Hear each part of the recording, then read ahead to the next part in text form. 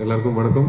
ரொம்ப சந்தோஷம் இந்த ப்ரொஜெக்டோட ஒரு பார்ட்டா இங்கே ப்ரமோஷனுக்கு வந்திருக்கும் போது I feel very proud.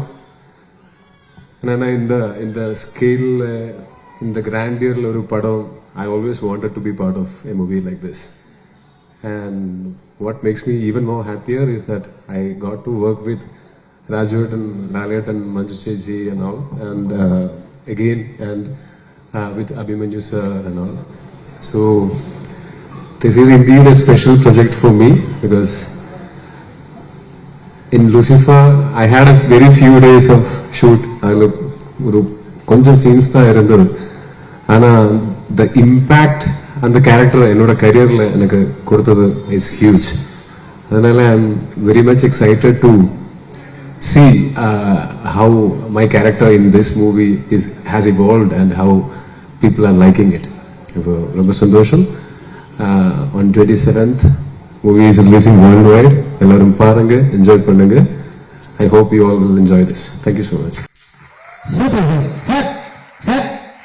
Actually நீங்க ஏதோ ஒரு விஷயம் சொல்லிட்டு போனீங்க, நெக்ஸ்ட் ஜெனரேஷன் சிஎம்ல அப்படிதான் இருப்பாங்கன்னு சொல்லிட்டு, நெக்ஸ்ட் ஜெனரேஷன்ல ஒருவேளை நீங்க சிஎம் ஆனீங்கன்னா என்ன விஷயம்லாம் சேஞ்ச் பண்ணுவீங்க? ஐ மீன் காஸ்டியூம் மார்க்கெட்ல சிஎம் ஆனீங்கன்னா என்ன விஷயங்களை சேஞ்ச் பண்ணுவீங்க? நிறைய விஷயங்கள் சேஞ்ச் பண்ண வேண்டியதா இருக்கு. ஆனா அதுக்கு இப்போ ஒரேடியா சொல்ல முடியாது.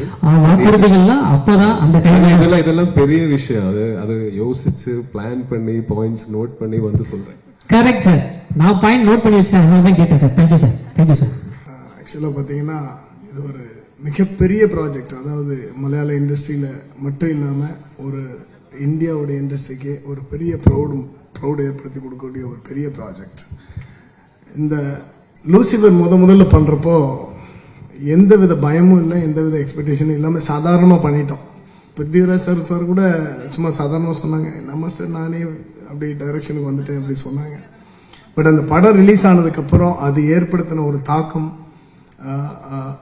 மலையாள இண்டஸ்ட்ரி, கேரளா இண்டஸ்ட்ரி மட்டும் இல்லாமல் இந்தியா முழுக்க ஒரு பெரிய இம்பேக்ட் ஏற்படுத்தி செகண்ட் பார்ட் எம்புரான் அப்படின்னு சொல்கிறப்போ கண்டிப்பாக பெரிய ஒரு எக்ஸ்பெக்டேஷனோடு தான் இது ஆரம்பித்தது.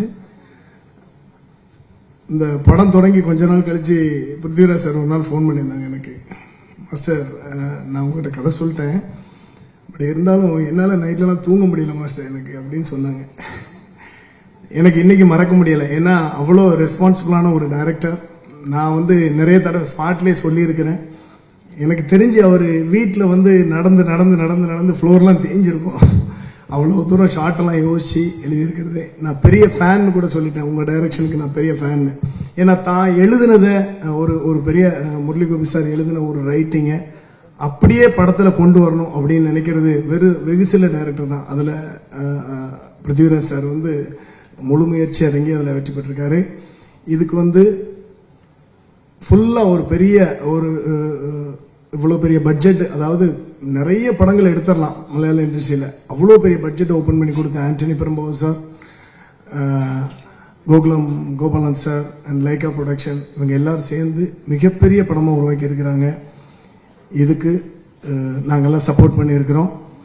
நான் லால் சார் பற்றி பெருசாக சொல்லணும். என்னென்னாச்சுன்னா நிறைய விஷயங்கள் அவர் நிற்கிறதுலேருந்து நடக்கிறதுலேருந்து நான் ஒரு ஃபேன் பாயாக தான் அவரை பார்த்துருந்தேன். மெட்ராஸுக்கு வந்த அன்னைக்கு முதல்ல அவர் படத்தை தான் முதல்ல கீழே இறங்கி சென்னையில் இறங்கி ஏவிஎம் ஸ்டுடியோவில் மெட்ராஸ் மெயில் 20ன்னு ஒரு படம் பார்த்து வந்த பையன் நான். இன்னைக்கு அவங்களுக்கு நான் கோரியோகிராஃப் பண்ணியிருக்கிறோம்.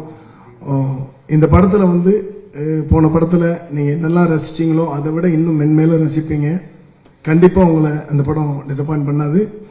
எல்லாரும் 27th தியேட்டரில் பாருங்கள். All the best. தேங்க்யூ.